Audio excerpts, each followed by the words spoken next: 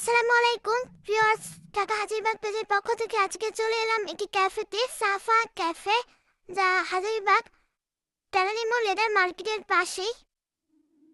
লেদারের জুতো কেনার সময় পেয়ে গিয়েছিলাম এই ক্যাফেটা, তো হয়ে আসলাম আপনাদের সাথে শেয়ার করছি। এই ক্যাফেটা মোটামুটি ভালোই আছে, তবে গরমের দিনে গিয়েছি, গরম ভালোই ছিল, এসি তেমন খুব একটা ব্যবস্থা চোখে পড়েনি। আর এখানে যে খাবারগুলো রয়েছে, খাবারের তালিকাটা দিয়ে দেওয়া হয়েছে। আর শুরুতে যে খাবারটা দেখতে পাচ্ছিলেন, 140 টাকার মধ্যে রাইস বল নিয়েছিলাম। মোটামুটি স্বাদ ছিল, খুবই এক্ষেত্রে অ্যাভারেজ বলা যায়।